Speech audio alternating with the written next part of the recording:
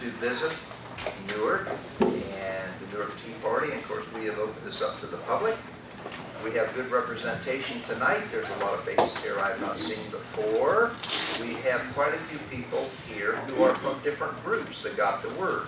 This is very exciting for us and for these people that would come in. Normally we operate under a very relaxed Robert's Rules of Order. However, tonight we're going to tighten her up a little bit.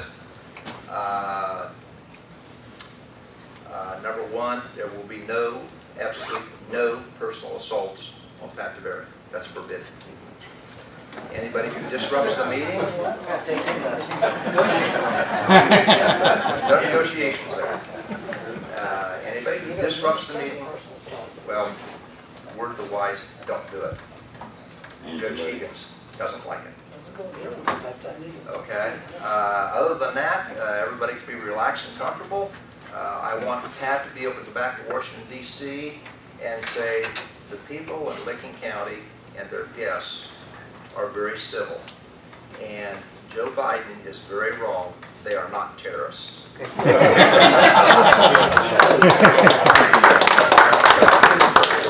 Yes. The question is, how do I pronounce my name? I pronounce it Tiberi. But Tiberi's fine too. I've been called a lot worse. I'll respect that as well. But I've got a distant cousin who pronounces it a little bit differently, so he gets a lot more pronunciations on TV than I do. So Tiberi is how I often call Tiberi. Well, let me get started before I give you a presentation I think you all might find pretty helpful. I have a little bit of a slideshow that has some facts and figures that I think will help you digest the magnitude of what I will call the debt crisis in Washington, D.C. and be able to get your hands around it even better than you probably already have. Part of the difficulty that we're dealing with in Washington is there's a lot of information that comes out that conflicts each other. And sometimes that information or misinformation is not intentional. Sometimes it's just reported wrong. Sometimes it's said wrong, and then it becomes factual, and it kind of becomes a life of its own.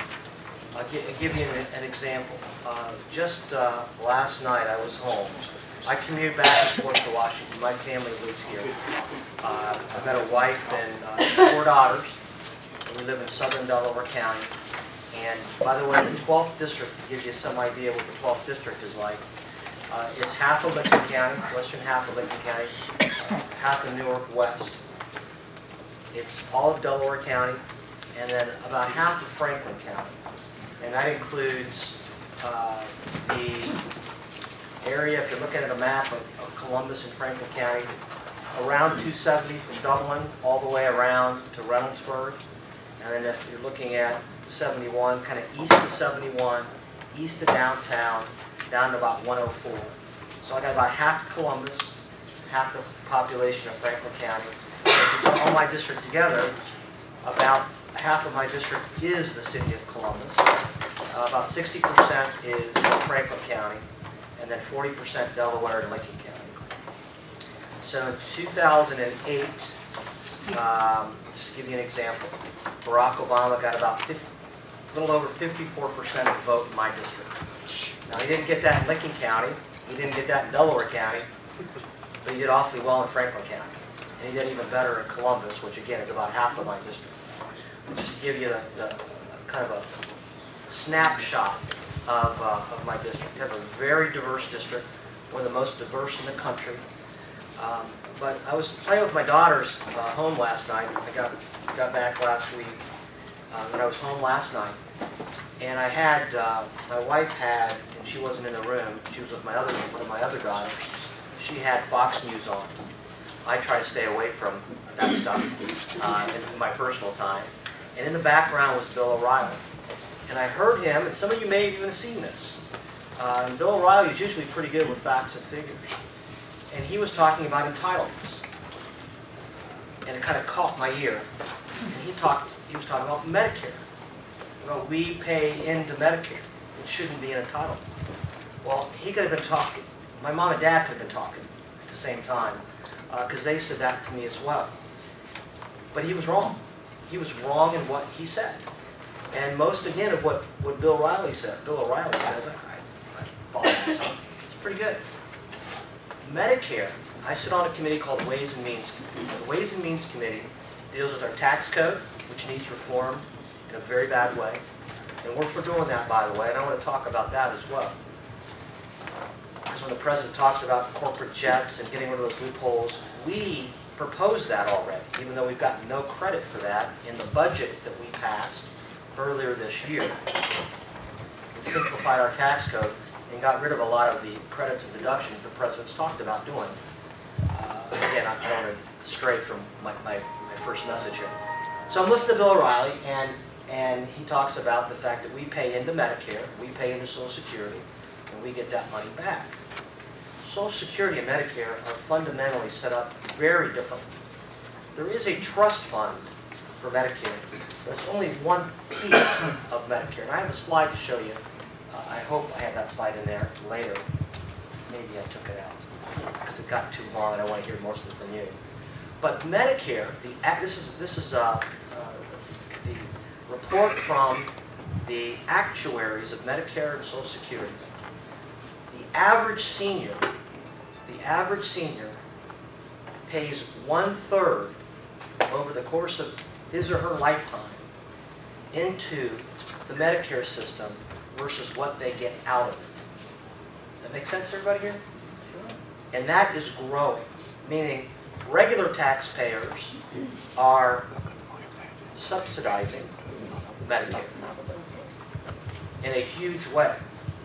And as people live longer, that disparity continues to grow. Everybody in this room knows that healthcare has become more and more expensive. So as healthcare becomes more expensive, as people live longer, which is a good thing, the cost of the Medicare program to taxpayers, and by the way, Medicaid, which is a total entitlement program, there's no component where people pay into to Medicaid. That's fully an entitlement. Taxpayers fund all of it. Those two programs are growing faster than any other programs within the federal government, Medicare and Medicaid. And I have a slide that shows you the difference between what are called our mandatory programs, the largest being Social Security, Medicare, Medicaid, and interest on our national debt. That those four things today, as a percentage of our budget, versus 1960, it's got a reversed. So you've got discretionary, which is what we control on a year-to-year basis. That's what Congress controls on a year-to-year basis. And then you have mandatory. The biggest part of discretionary is defense. It's over half of just discretionary of what we control on a year-to-year basis. And then you have the mandatory. We don't control mandatory on a year-to-year basis. In order to do something on the mandatory side, Congress and the House and the Senate have to go outside the normal budgeting process. So part of the problem earlier this year that many people in this room I'm sure had, with respect to the fight that we had in Washington over spending, it was over a continuing resolution. And in that process that was created back in 1974, you only deal with discretionary. So we were only dealing with discretionary, less than half of our budget. We weren't dealing with the mandatory or entitlement side. Make sense so far? So when we're only cutting... Could I just ask on that? Is Yeah. The 3.65 number that was said to be the budget, is that just Everything. discretionary or everything? 3.5 trillion is everything. Okay. Thank you. So that includes the mandatory and the discretionary Correct. altogether? Very good point. Okay. That's right. And on a year-to-year basis, we in Washington are controlling a smaller and smaller part of that 3.5 trillion. What's making that 3.5 trillion grow even faster is the mandatory spending. Over the last 3 years, the president's kind of put a pretty hard foot on the accelerator on the discretionary side. That's the chart you're talking about. Then you know we're going to start a program. Go back one more. So this is going back to 19. Oh, Sorry. this is a single man, average wage earner, $55,000 a year is what he will pay in his lifetime into $55,000 over the lifetime into the Medicare Trust Fund. This is what the average man, retiree, pulls out in Medicare benefits. And this number continues to grow. The disparity continues to grow. Single woman, 55, and through taxes and premiums, and then 181. And then it gives the numbers for couple, one-earner couples and two-earner couples. And you can see where that disparity ends up. Let's start at the beginning. So, my point is that one of the things I think is important about the slides I'm going to show you is to try to get you some information that's factual. Because a lot of times, even well-intended folks provide information that will just set your hair on fire. Like, why don't members of Congress pay in Social Security? We do. Didn't used to. Changed when I was in college. That changed. And so there is a lot of information out there. Some of it's good, some of it's bad. And so what I want to do tonight is, number one, thank you for being engaged. I think it's important that we get more people engaged in the process. It's great to have young people here too, because no disrespect to any of us older folks here, this fight for me is about them and the future of our country. And that's what I think is at stake here, and that's why I'm doing what I'm doing. So it's great to have two young people here today, because for me, that's what this is all about. So thank you for being here. Thank you for giving me the opportunity to present you some information. And then let's have a question and answer session. Let's have a dialogue. And I hope this isn't the first with me. I hope it's not the last, is what I meant to say. So, obviously, everybody in this room knows what I'm about to tell you. I think we have a debt crisis in America. The last couple weeks have proven that to be the case. Now, next slide. This is my opinion. Most of the slides aren't my opinion, but this is my opinion. We have a debt crisis because Washington spends too much, not because Washington taxes too little. Now, that would be a very different view than the White House has. And I think it's important for everybody to understand that. We have gone from, in Washington, D.C., where I got back last week, the president continuing, and I think he will continue, to say to solve the debt crisis problem, we need to have a balanced approach. And the way he defines balance is 50% tax increases. 50% of Americans today, 50% of Americans today don't pay federal income taxes. 50% do. We don't need more taxes. We need to deal with the spending issue. Next slide. Is that true, sir? Pardon me? I just said, is that true? You What? have to tell us what the president said. Oh, the president would say that we need no more tax increases, and he said that in But public. I know that was his quote. Pardon? It was a quote that he made. About, Is it true? no, that was my Oh, quote. excuse me. All right. No, that was my opinion. Yeah, that was my opinion on that last chart. He would disagree with that. So here's a chart that is not, this is a Congressional Budget Office chart that I think demonstrates that we have a spending problem and not a revenue problem. And this is based upon current projections. And you can see revenues, tax revenues are in green.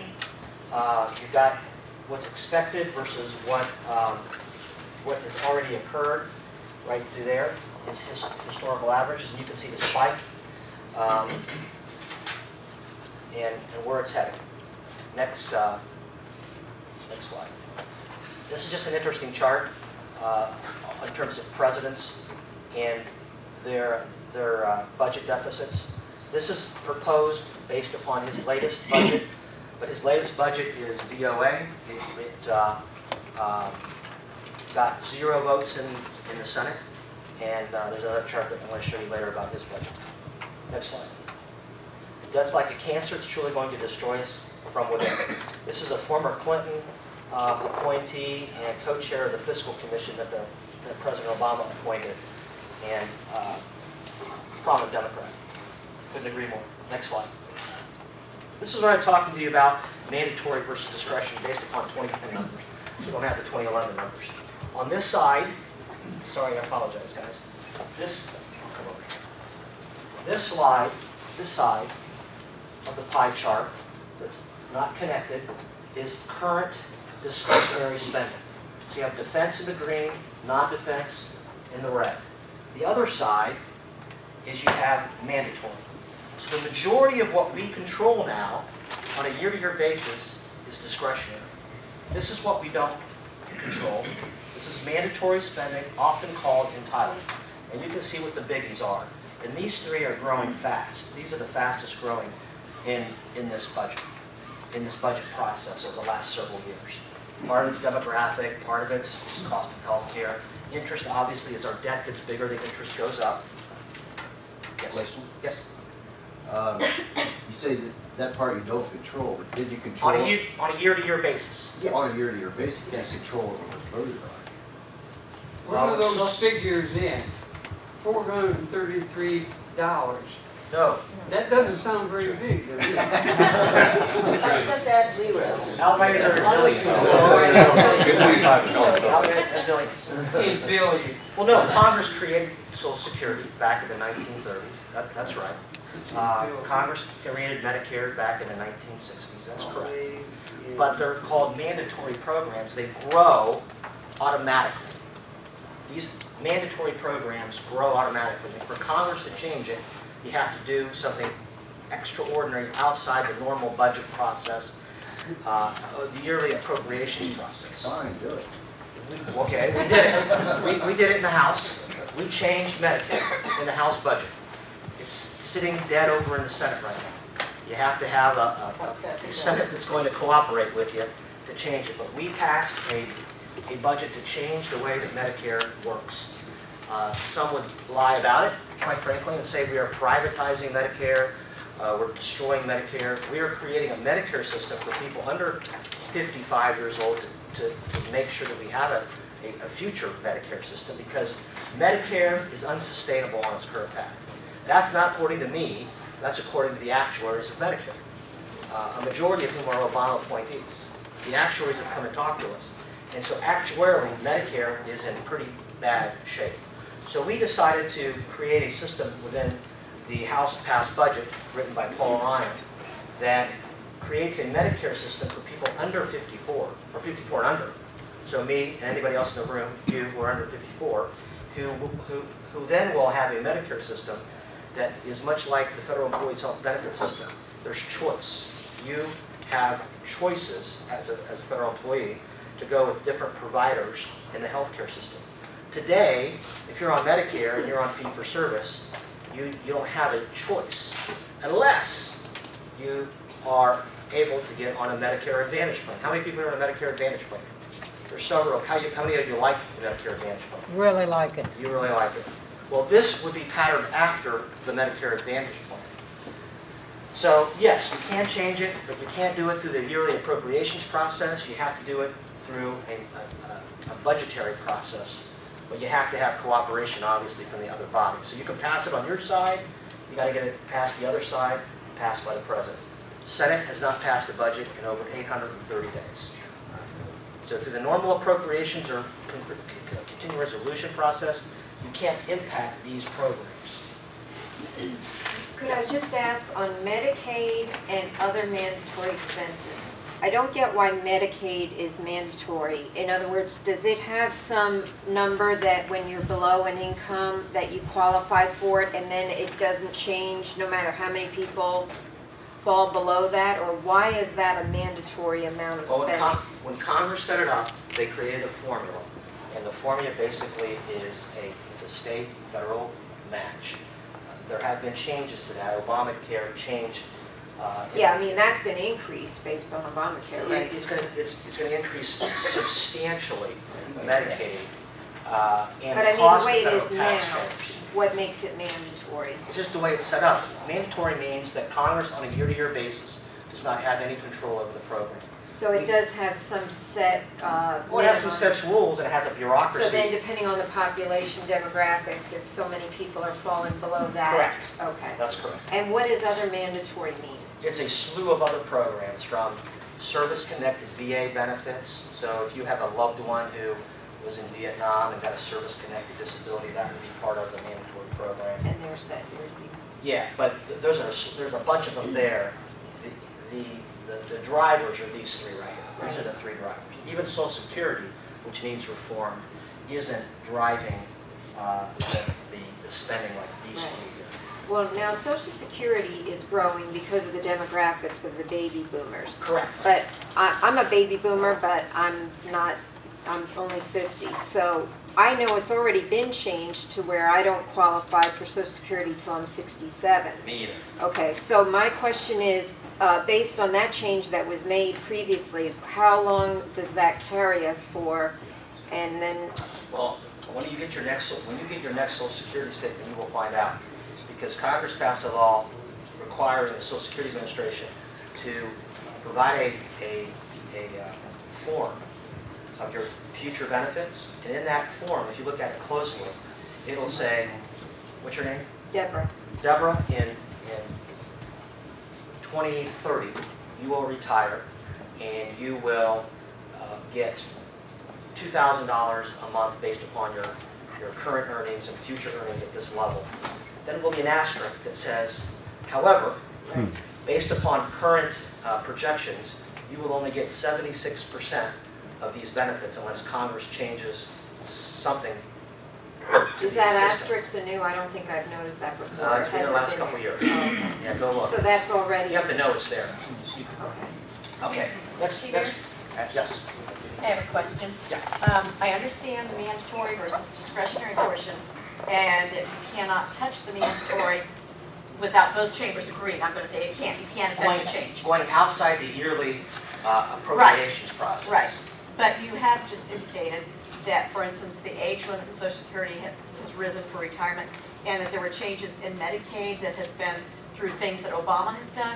So how does he affect those changes that increase the cost without it being a budgetary item, and can we not affect any change like that? You might remember back during a period of time during the last session of Congress, Democrats controlled the House, and they, for a time, had 60 votes in the Senate. Right. 60 votes is the magic number in the Senate to implement change.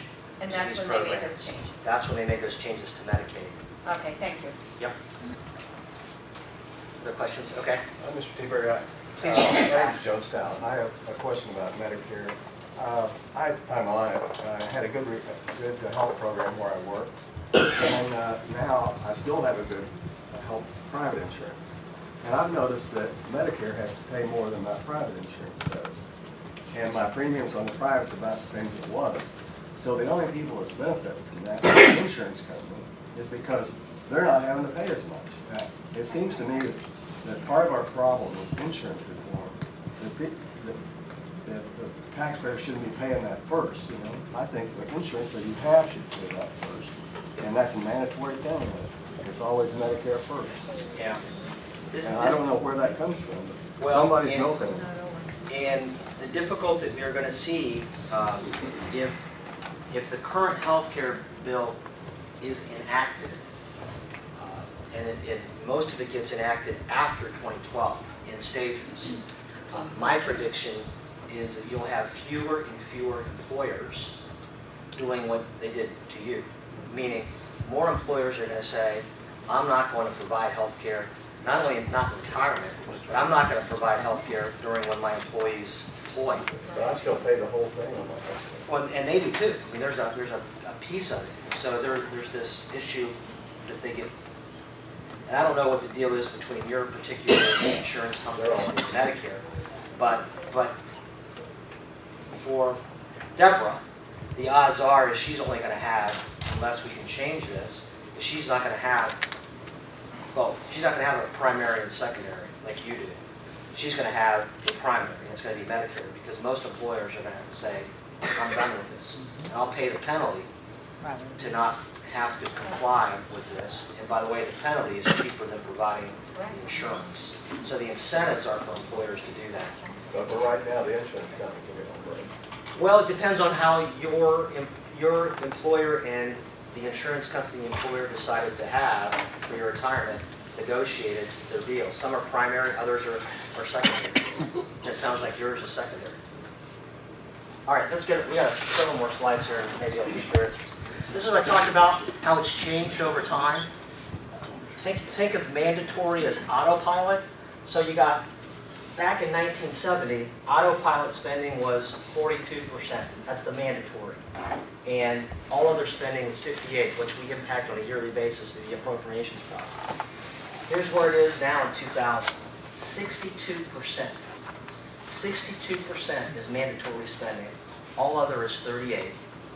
And then here's where we're heading based upon the President's budget according to the Congressional Budget Office, if we don't change the trajectory. And that's pretty significant. So today, 62%. That is unbelievable. So think about this. Going back to that chart before. If you take interest on the debt, Social Security, Medicare, Medicaid, all on the mandatory side, and defense. We're in 2 wars, arguably 3 if you count Libya. So you take defense, you take those 5 programs, all right? Not all the mandatory, but the big chunk of the mandatory. And this fiscal year that we're in right now, that would be a little over 60% of what the federal government is spending, okay? And to put it in perspective, we are borrowing over 40 cents. We couldn't balance the budget today if we zeroed out every single program in the federal government. So not just the ones we don't like. If we zeroed out everything in the federal government except for Social Security, Medicare, Medicaid, defense, and interest on the debt that we have to pay, this year we would still have a $100 million deficit.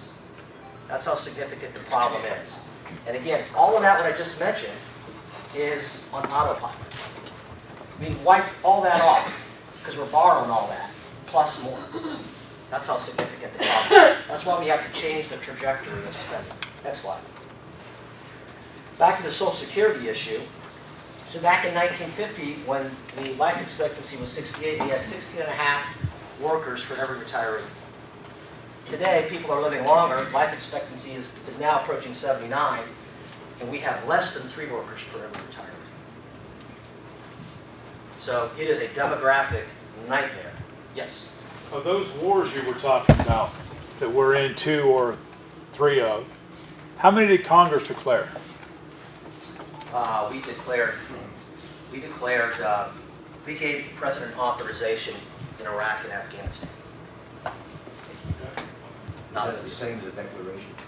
According to constitutional lawyers, yes. I'm not a lawyer. Okay, next slide.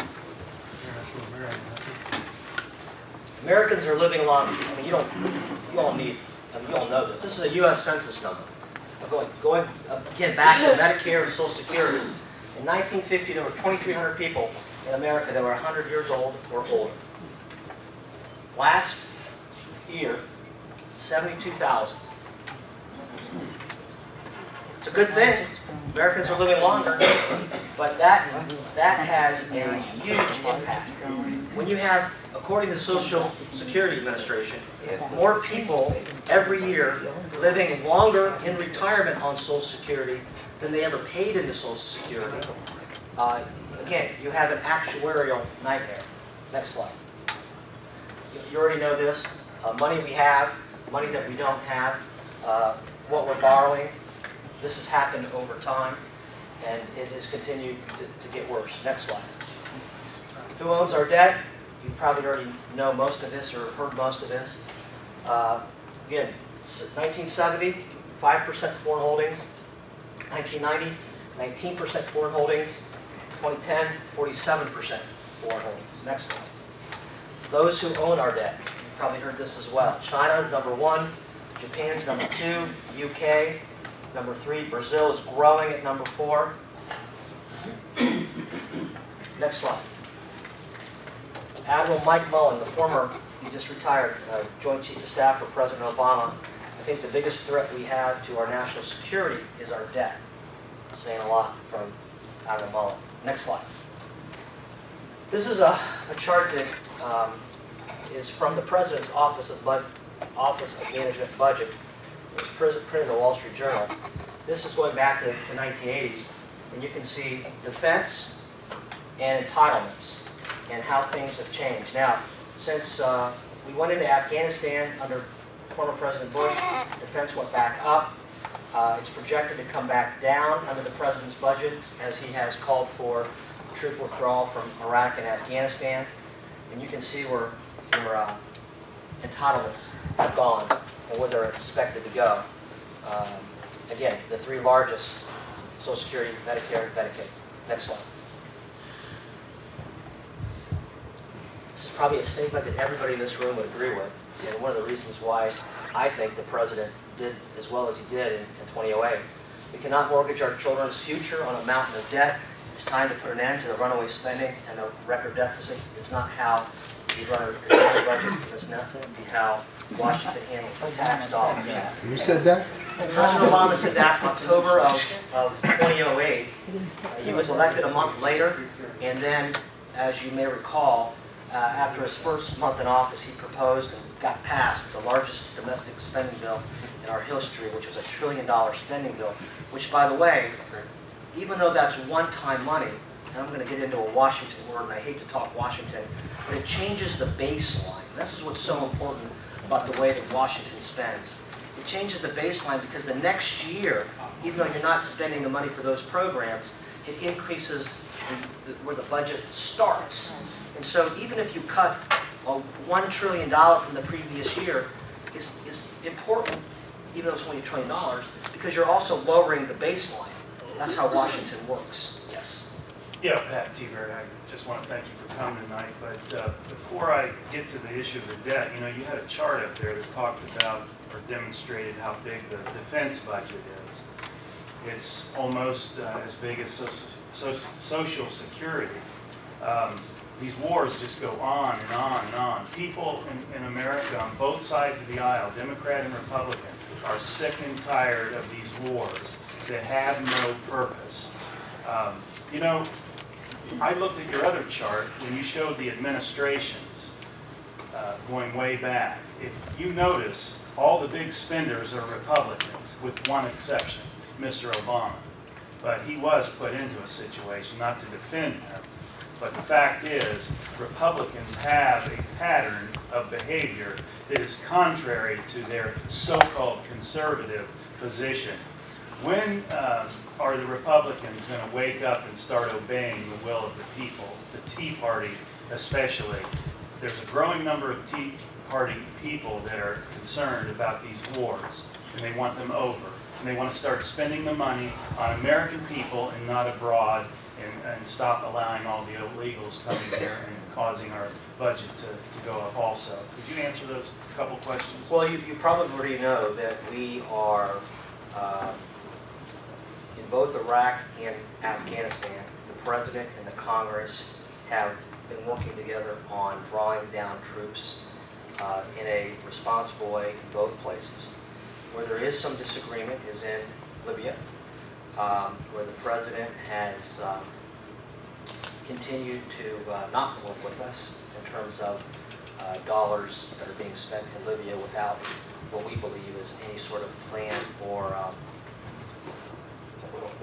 cause that's in America's interest. So I think if you look at the two wars that have been going on since the previous administration, in fact, Iraq was on a path downward in terms of the number of troops committed to Iraq in the final year of the Bush administration. And that is continuing. And I think you will continue to see the President and the Congress working together on the drawdown of Iraq. Now, Afghanistan. Now, the difficulty is if you talk to either Barack Obama's defense secretary, Leon Panetta, former Democrat congressman, and a Democrat in the Clinton administration, or any of former Bush's national security team, I think you have a bipartisan perspective that we can't just ignore what's happening around the world. Well, that's not a very popular thing to say right now. It does impact our way of life. And I'm not going to relitigate Afghanistan and Iraq with you today, because we've had conversations in the past, and I know your perspective. But It's not just my perspective. I know your perspective, is what I'm saying. You ever been in the military, Mike? I know your perspective, Mike. Not everybody in this room has the same perspective as you have.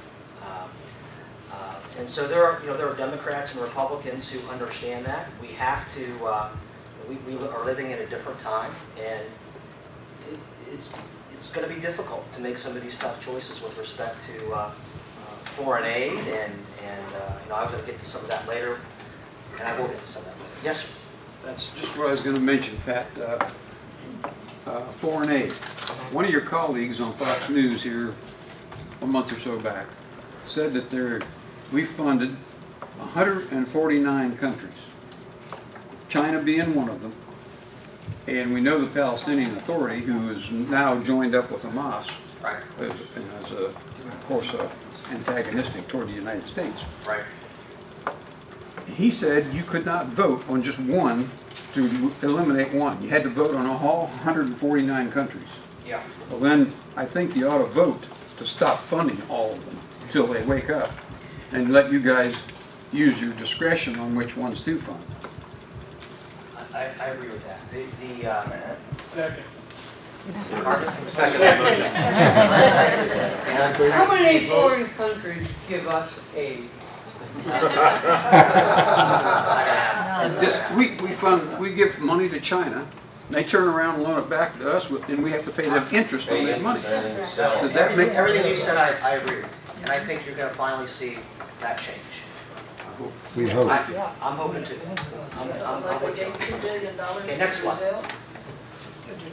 Government spending. Okay, historical average, again, as a percentage of our economy, federal government spends as a percentage of our economy, the average has been around 18-19% throughout the last century. This goes back to 1968. The exception was World War II, where it spiked to 25%. Go ahead, next slide. This is our current path where we're headed. We are this year, we're at 25% already this year. If we don't change the trajectory, that's where we're headed. Next slide. The budget that we passed in the House that's sitting over in the Senate, that Paul Ryan called the path to prosperity, that's where it takes us as a percentage of, if enacted the way we passed it, that's where it takes us. That's the red ink in between. Pretty significant. Next slide. Now the President will talk about the taxing the rich, and I just pulled this in here to kind of tell you that you can't tax the rich enough. If we passed a bill today, it's a great talking point, and it's politically popular. If we tax the rich, define the rich as millionaires, what the President talks about, millionaires and billionaires. He actually wants to tax people from 200,000 up. But let's say millionaires and billionaires, okay? We taxed them at 100%, okay? 100%. We wouldn't raise $1 trillion over 10 years. And that's assuming their behavior wouldn't change, okay? What about 100%. GE paying no tax? That's outrageous and wrong. It should be changed. That was I haven't Obama's heard buddy. any politician talk about That was Obama's buddy. $1 trillion, that's not chump change. Over 10 years. Assuming 10 that years. no, assuming that no, it's Okay, not I chump agree. change. It's not chump change. But it wouldn't fix if we did it this year. Hey, you don't do one thing and solve the whole problem. Well, You got thousands and thousands Sure. of things to do. But that That's just one of them. that won't Don't solve ignore the it. problem. That won't solve the problem. 50% of Americans. I'm not saying it's going to solve the problem. 50% of Americans. 50% of Americans don't pay taxes. We'll start there. Say, 50% who do are paying a percentage higher, there might be people in this room, than they ever have before. Yes? I want to get back to your more discretionary pie graph there. It appears to me that Congress is slowly being shut out of the process. You're absolutely right. Determining spending. On a year-to-year basis. What is the big picture strategy for solving that? Is it balanced budget amendment? I mean, Amen. Thank you. I'm off my talking points. So the first thing I was going to say in terms of the debt crisis is the thing that's going to solve this problem long-term for your kids is a balanced budget amendment. That's the thing that's going to solve it. Now, we have, unfortunately, the makeup right now of the House and the Senate and a president where at least two of those three don't support a balanced budget amendment. Part of the framework of the agreement that was signed last week requires in the Senate and the House, and we're going to have one anyway, a vote on a balanced budget amendment. It'll be the first time in 16 years that there's been a vote in the Senate on a balanced budget amendment. Now you need 2/3, and right now there aren't 2/3 who are willing to vote for a balanced budget amendment in the Senate. is it written yet? Do It's, they know what they're voting on? it will, well, yeah, I mean, it's a pretty simple thing. Yes, there's been several that have been introduced. They can find a way to, exclude Medicare. Here's what's going to happen. We, in the agreement last week that was signed by the president, there is, unfortunately, it isn't as strong as I'd like, or probably most people in this room would like. And that was part of what was cut, cap, and balance that we couldn't get passed in the Senate. But in this agreement, at least there is a vote in the Senate. Whatever gets voted on in the Senate or in the House is a bill that's already passed the other body. So the House will take up a bill, and we will take up a bill sometime before Thanksgiving. Maybe soon, maybe before the month's over, maybe in September. But we want to do it strategically, that we can pass a balanced budget amendment, and there are several that are pending in the House, that we think has the best likelihood of being passed by the Senate and sent to the states. And what we want to obviously do is get the American people engaged in getting their senators to pass it, because we think we can pass it in the House. The Senate's the problem. You've got 53 Democrats, 47 Republicans, 2 independents, but they caucus with the Democrats. So 53, 47, 47 Republicans are already for it. There's a handful of Democrats that are for it. There's another 10 that have campaigned for it, but haven't agreed to vote for it. And so some of them are up next year. And so what we hope to do is pass a balanced budget amendment in the House. Under the agreement, the bill that was passed, the Senate must act on that one. And it will obviously give the American people an opportunity, a time to try to rally their U.S. Senator into voting for this balanced budget amendment. So if it passes the House, passes the Senate, doesn't need to be signed by the president, it then goes to the states. And then you got to get the majority of states to act on it. And that's the key. Absolutely right. Well, it's really, it forces Washington to do what 49 states already do, what most cities do, what most counties do, what most people in their households do, and that's balance their budget on a year-to-year basis. And it's enforcement. Because right now, we're not enforced. We've never been enforced to spend within our means. Two questions. Which state doesn't have that? And secondly, a balanced budget means I will let you know. I'll give your name and number, and I'll call you back. probably California, right? Only Which means discretionary plus mandatory plus debt repayment, Everything. altogether less than. If that income 3.5 trillion that she talked about, it requires everything. Yeah, but And how debt does that repayment, get, all less than income. Is that what, is Within. that Plus what, the or revenue. equal to? Within. how does that give Congress better control though in that sense? Because you still have the same It differentiation, forces us to make tough choices that we're not making now. even about Social Security and Medicare. Social Security is not, Social Security is, I don't want to say it's not a problem, because we have to deal with the demographic issues. The Social Security is an easier program to fix. It's about numbers and demographics. It's about taxes you pay the system, benefits you get back. Well, I understand that Medicare is currently more difficult. we're at least even, right? In other words, the amount of Social Security coming in is I don't wanna- equivalent to going out, or it's No. close. No, actually, actually, we're paying out more benefits than, revenue coming in through our taxes that we For pay. Social Security. However, already. because we borrowed against the trust fund for so many years, But then. we are paying it back. That gets exhausted in the 2030s. The 2030s. Yeah. When? What time did you say? In the 2030s, 2030. yeah, 20 plus years, we've paid everything back, Yeah, right. and there'll be a deficit. Yeah, but- We'll only be getting 2/3 based upon what we're paying. Yes. Maybe consider we talk about the budget, balanced budget amendment. Does that control your spending, or is that going to give you an excuse to raise taxes? It's the debate we're having right now internally, and that's why it hasn't been up on the floor yet. There are a couple of different balanced budget amendments. There's one argument that we need to have a provision in the balanced budget amendment that requires spending as a percentage of our GDP to be at that historical average that I talked about, which one proposal has it at 19.9, significantly lower than we are today. Another has it at 18. Probably more difficult to get that past the Senate.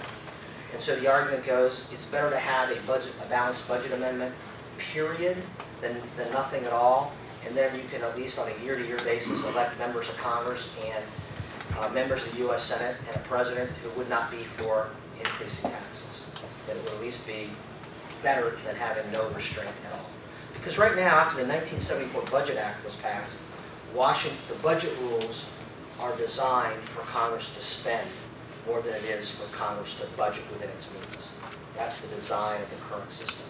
That needs to be changed. A balanced budget amendment would make that, would force that debate on a yearly basis, rather than going back to that baseline issue. You start next year where you ended the last year, and you start it based upon what you spent. And that kind of favors automatic spending increases. That's why even if you cut $1 trillion from last year, it lowers the baseline from where it otherwise would be. So over the long term, it's the spending part just gets out of control. Yes, I've got more charts too, by the way. Matt, I'm We have concerned a that question. the tax cuts we have, most people, even in Congress, I don't think they know where they're going to cut. They just say cut. And I think a lot of this thing's going to wind up being trickle-down tax increases, because when you cut federal programs, states suffer, cities suffer, and eventually the tax increase is going to be at the lower level rather than the upper level. Don't states suffer from tax cuts in the federal budget? Well, sure. I mean, I could make an argument that whatever we cut, we could all in this room, maybe other than Michael, agree to cut something that most of us would say shouldn't be, the federal government shouldn't be involved in. And let me tell you, there are a lot of things that the federal government's doing that we shouldn't be involved in, but it's important to somebody. It's important to somebody at a city hall. It's important to somebody at a county courthouse. It's important to somebody at a state of Ohio or a state department. And you'd be shocked at the things that we spend money on that the federal government never gets any credit for spending it on until it decides it wants to cut it. And then suddenly there's a constituency out there that goes crazy. So yeah, yes, it's going to have an impact. Absolutely. On the front page of the Dispatch today. Did anybody have the front page of the Dispatch today? The community health centers got cut.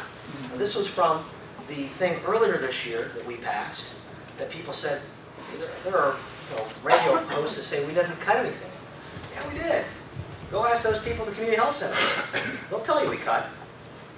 We cut $38 billion. Now, out of a $3.5 trillion budget, that doesn't sound much, but to the people who got less dollars than the year before, they saw the cut. Did they actually get less dollars, or did they just not get the increase? Because this word cut, I wish you would really Let be me put it in careful. perspective. Great question. Thank you for that question. Yeah, because I don't know if a lot of people I heard one of my know favorite talk that. show hosts the other day say, they just cut the increase, which is what John Kasich did back in the 90s, which was a big deal, by the way. Right. First time since man walked on the moon in the 1990s, when John Kasich was budget chairman, Bill Clinton was president, and they formed this balanced budget agreement, and they cut the increase. That's all they cut then? They did. They cut the increase. So they didn't actually which was cut huge. dollars spent? 1997. Yeah, Okay? interesting. They cut the increase. This year, under the continuing resolution, we cut $38 billion. Now again, I understand that's not a lot. First time since I've been alive, the federal government spent less money. Put that discretionary chart. No, it's in your handout at the back, by the way. The one that has the color thing. Color. Pie chart. Thank you. Whoever said that. Pie chart. $38 billion less. Look at your back page. And we've got zero credit for this stuff. So we're not looking for credit. It's right here. So, this is the discretionary side. This is the discretionary side. This side right here. Which is what the continuing resolution debate earlier this year was all about. It wasn't a cut in the increase. It was literally a $38 billion cut.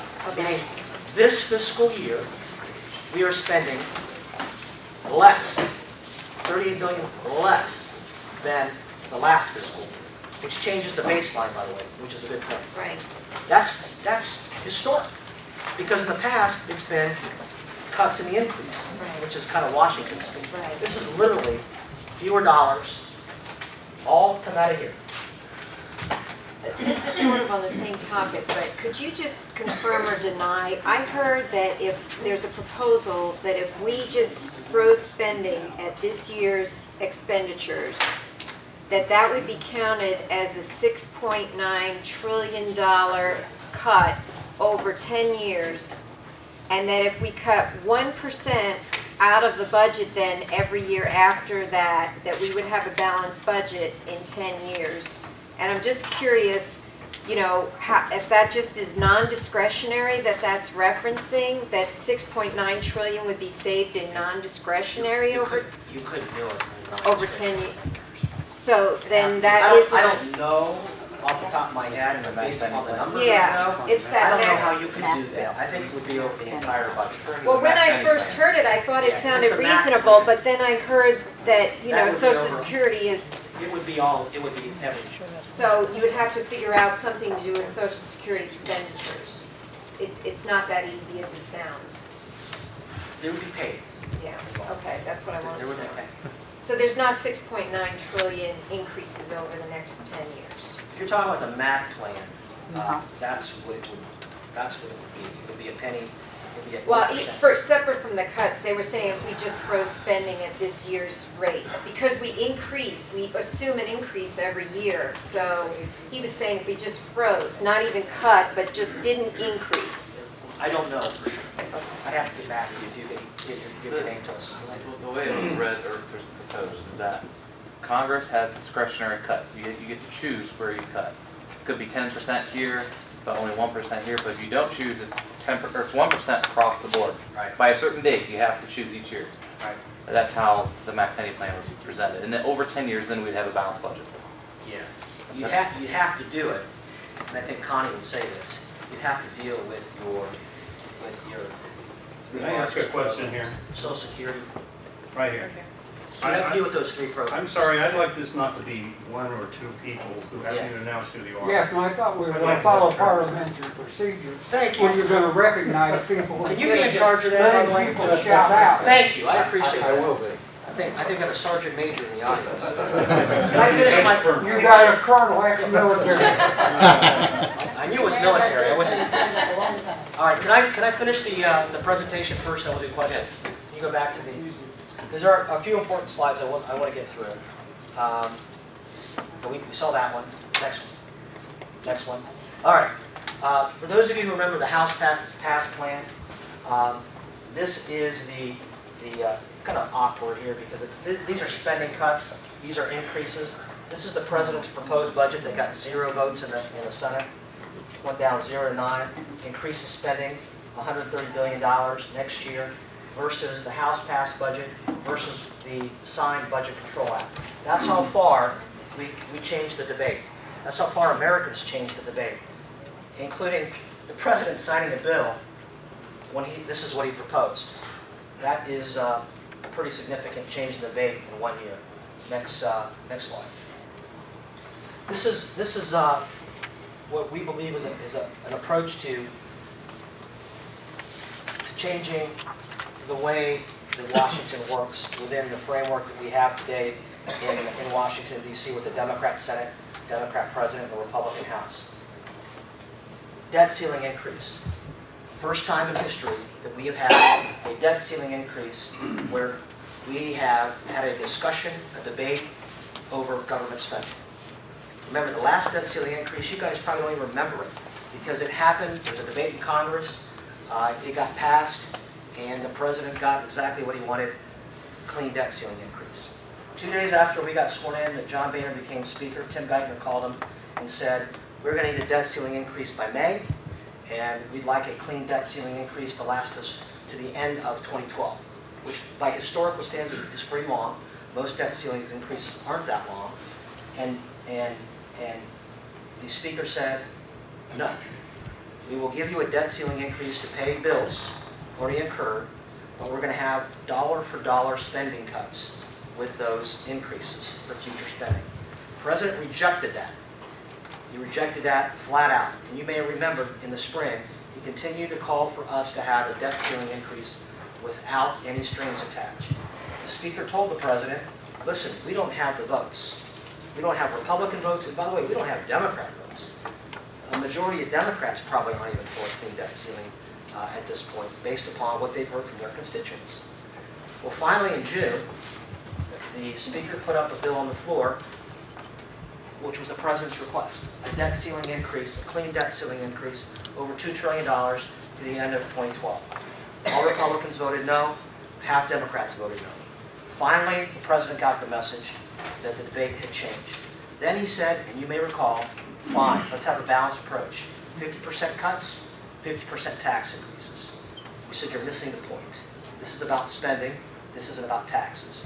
We have to have those dollar for dollar spending cuts, and we have to have other structural reforms. What the bill that we passed last week does is not only have dollar for dollar cuts, but also has spending caps to restrain future spending. And as you pointed out, probably the most important issue is a vote on a balanced budget amendment and pressure for members of Congress and senators to vote on a balanced budget amendment and vote yes on a balanced budget amendment. Next slide. Cuts that exceed debt hike. I already mentioned that. Immediate discretionary cuts, about $1 trillion over 10 years, about 20-some billion immediately this year, which changes again the baseline. But most importantly, we got to get to the mandatory spending. That's what this committee, the super committee, which I would have preferred not to have, by the way, because I believe that's Congress's job. And it will be Congress's job, by the way, to implement anything the committee decides to put forward. Or if the committee does not put forward, there will be automatic spending cuts, something called sequestration. And that would be done by Congress.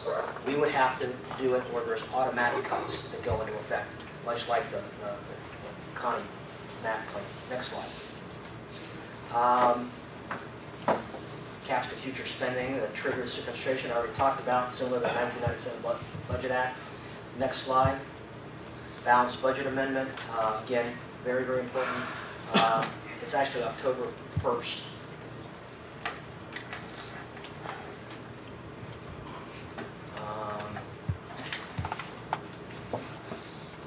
All that else you've heard. Next slide. Entitlement reforms, that's where you have to begin the process to really change the trajectories of the entitlement spending. And we did it in a House-passed budget.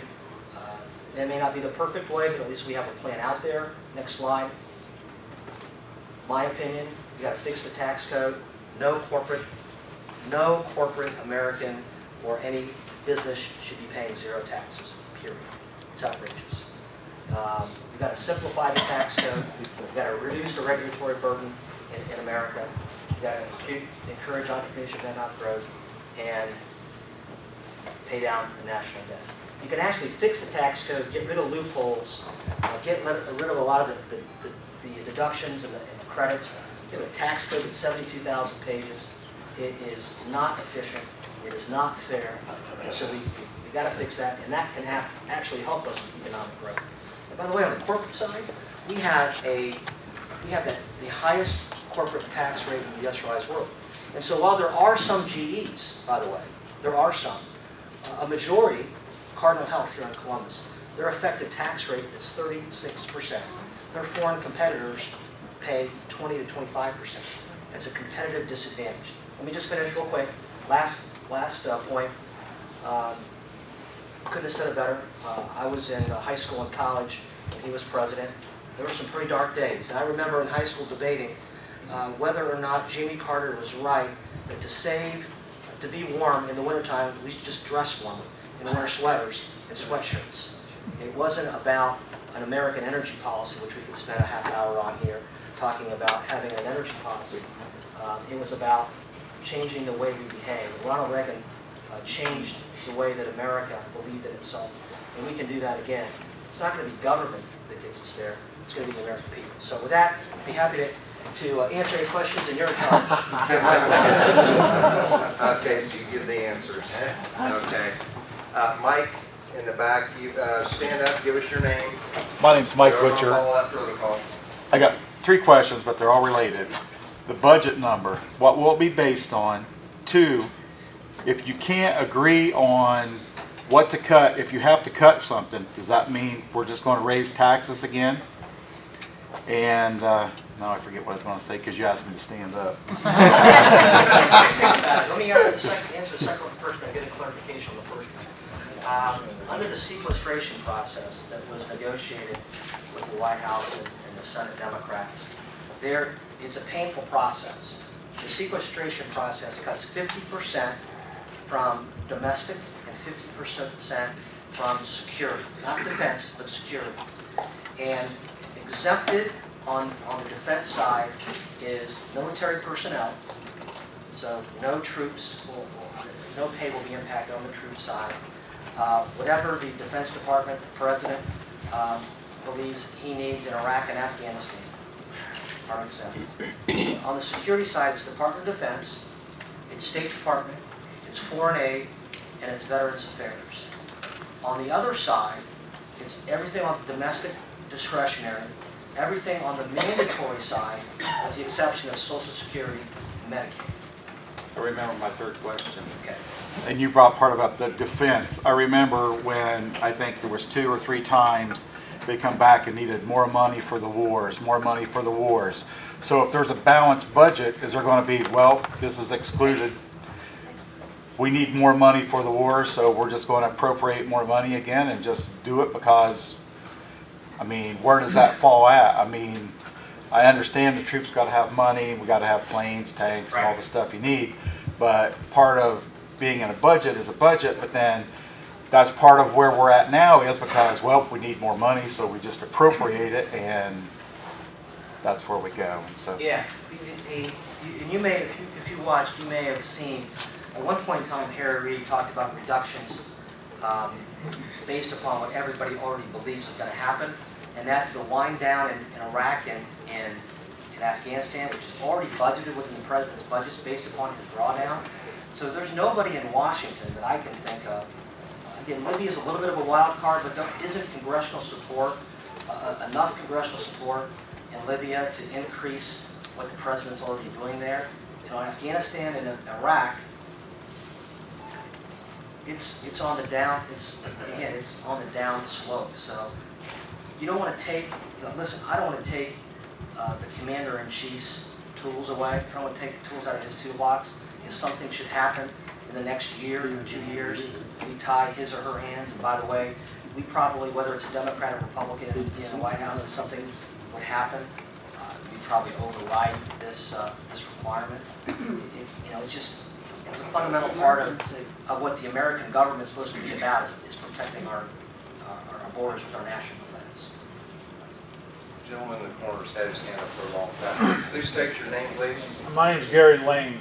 Of the $692 billion in the defense that you can control, how much of that is defense? I mean, we're not even in this country doing anything. We got people walking across the border, bringing whatever they want, taking back cash back across the border. We're not defending our country. We're out defending poppy fields in Afghanistan. It's defense. I mean, I don't, it's not foreign aid. Foreign aid's different. Well, we're clear over there defending what? Right. Us from communism? We got one of them in the White House. We need to be here. Also, the country was founded on import and excise taxes. That's how the federal government paid the bills way back when they had control. Can't we go back to that? I've heard a rumor that over Rickenbacker Air Force Base, there's some lady rolling around on a little creeper, a little stool, putting headlight bezels on import cars. Don't know if it's true or not. So they can get around the import tax because the car was not completely complete. It had 15 seconds worth of work to be done to it when it hit this country. And she's over there putting headlight bezels on, and they're getting around $2,300 tax per car, bring them into this country so they can tax us to death when they can work slave labor and build these cars, or at least a lot cheaper labor than we have, and build these cars and have someone come over here and spend, say, 2 minutes on them, putting them the last 3 screws in or whatever. We need to do something about that. You're trying to tax us to death and letting the foreign people bring their stuff over here and sell it cheaper than we can build it. I don't know specifics of what you're talking about. Maybe we can look into it, but just a little factoid that you might be surprised about. You know what country GM sells most of its cars in today? China. Buicks. And most of the parts are actually made here. So that we are finally doing some things to catch up with what we've been getting. Now that the government owns them, or was that before the government? Ford's doing pretty good too. These gentlemen here in the sandwich shirt, can you state your name? Jim McElwain, live in Haven, Pat. I just wonder what happened to all the money that was paid back from the stimulus. How come that wasn't put on our debt? Was Obama did what money got? All the money from the banks and General Motors. That's TARP. Oh, what happened to that money? The money that got paid in the stimulus that went out. I mean, that was gone. Don't they have to account for that? I do. Yeah, well, how much time do you have for that? I want to ask you something else. But wait a second, the TARP money did get paid back. Most of it got paid back, and there was a chart that earlier you saw a red up, and then it came back down. The percentage of spending went down because the TARP money, and we argued it should go down and pay the debt. Unfortunately, it came back in and got used. But it did come back in. $10 billion to Brazil, offshore drilling. Well, there was more that came in than just. I want to ask you another question. Yeah. Obama was so interested in creating jobs. How come we have a 35% business tax? If we had a 10% business tax and a flat tax, we could turn this country around tomorrow. We have more oil and more gas than anybody in the world. Now, Columbus is using pressurized gas. They're setting up around town. It's like $1 similar to a gallon.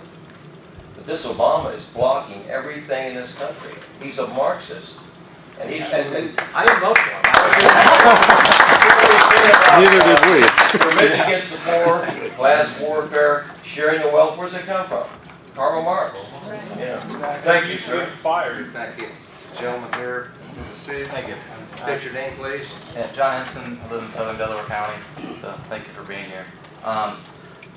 I agree with you as well. Spending is an issue. I think everybody agrees with here. I actually recommend Dave Ramsey for our new Treasury Secretary because debt is done, and we are truly slave to the lenders. So, but mine goes back to taxes. And now, thank you for being on the House Ways and Means Committee because I spent 3 hours on the internet 2 weeks ago watching you, as well as your fellow other congressmen. Some of them acted actually intelligently, and the other ones acted like clowns. And I was really appalled of it.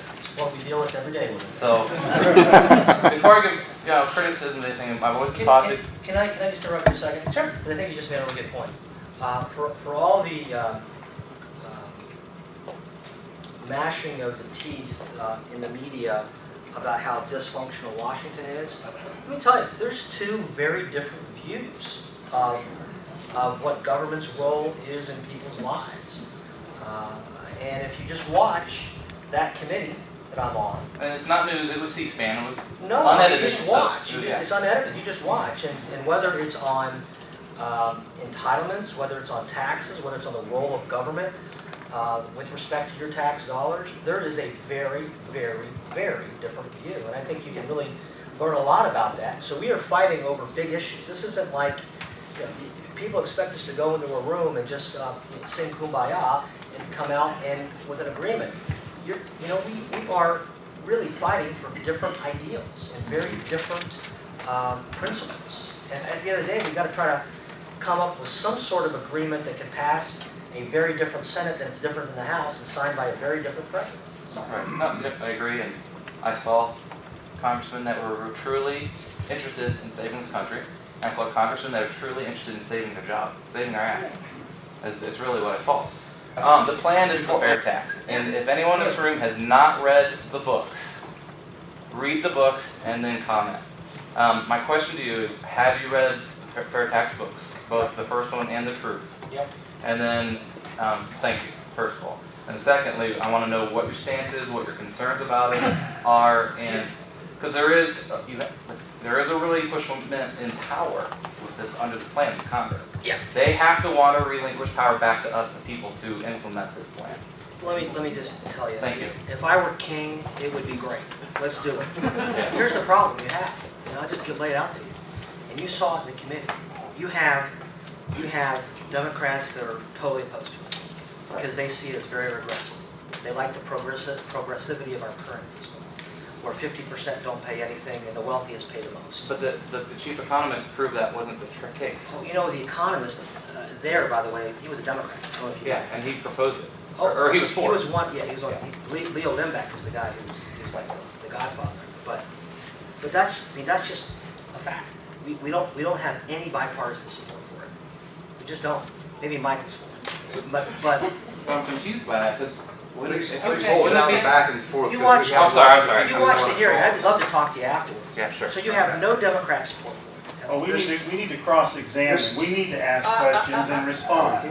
You don't have it. You saw the committee here. I laid out the rules at the beginning, how it was going to be. Well, your rules are un-American. Sir, You want to make an exit? Yeah. So you start with that. You're invited to leave. You remember back when John Lindner, in fact, Billy Tozan was a sponsor of that. Billy Tozan was a sponsor of that back in the late 90s. Then John Lindner was a sponsor. Rob Woodall is a friend of mine, is a sponsor now. Billy Tozan and Dick Armey, who was a congressman who now runs a Tea Party, National Tea Party group, they went on the road about their two competing plans. And within the Republican Party around the country, you have people like yourself who say, this is the only solution to our tax system, which is a fair tax, which there is a hell of a lot of merit to, by the way. It taxes consumption, it doesn't tax wealth. You said it. So if you have a big old car or a big old boat, you're going to pay a lot more than if you have a little car or no boat, because you're being taxed on consuming, which is, by the way, Economics 101, the right way to do it, and not tax wealth, in my opinion. Then you have the Dick Armeys of the world, and there are people who follow this in Congress today, and I like this idea as well. You have a flat tax, where everybody pays the same. Simple, put it on a piece of paper, send it in, you don't even need the IRS anymore, because you simplify it, it's easy, whatever it is, 18%, 50, it's going to have to be higher than 15, but whatever it is, 18% flat tax. So we got a group of people, and Rob's one of them, fair tax or nothing. And I love Rob. Then we have others, I'm not going to name any names, but Dick Armey would have been one of them, flat tax or nothing. And so during the Bush years, guess what we got? Nothing. We got nothing. We got a more complicated system around the edges of trying to flatten it more. And so I hope we can come together on one or the other. But I was working with a couple Democrat senators over kind of being innovative on the tax code, because I sit on the tax committee, and none of them would get away from our current progressive system. Maybe reduce the number of rates, but not get rid of the different rates. Or what? That would be hypocritical. I'm just telling you where they are. Yeah, okay. And, Sorry, I shouldn't. No, it's just where it is. Sorry, guys. This gentleman had his hand up. State your name, please. My name's Adam Davis. I believe what the other gentleman was talking about here is about with the foreign companies, I don't know if you're the job and stuff. I think he's talking about like Napkin and Shasta, that we can eliminate those two bills. We could probably bring back jobs back here in a great way. You know, it'd be a great soundbite, but let me just tell you, we are getting our butts kicked around the world. Right now, why do y'all think Anheuser-Busch is not an American company anymore? When they start selling more beer around the world than they were selling here, suddenly it became very attractive for them to be headquartered somewhere other than America. You think about this, Procter & Gamble. Right now, this Cincinnati company, one of the largest companies in the world, their growth business, meaning where they're growing, is not in the United States. They're saturated here. Their growth is in Asia, South America, that's exactly right. They're competing not against American companies, but against European companies, South American companies, Asian companies. And all of those people they're competing with, they get a tax break a hell of a lot less than Procter & Gamble. Procter & Gamble pays the tax when they when they sell a piece of toilet paper in Brazil. They pay a tax in Brazil, and they pay a tax here. The company in Europe pays a tax in South America. They don't pay one back at home. Same with Budweiser. So Anheuser-Busch, if they're headquartered here, and they sell a Bud Light in South America, they pay a tax in South America, they pay a tax here. It's called repatriation. If they're headquartered in Europe, and all the countries there, they pay a tax in South America, but they don't pay the tax in Europe. That is a significant problem. Our largest trading partner today is Canada. Someone mentioned, you may have mentioned, oil, natural gas, energy.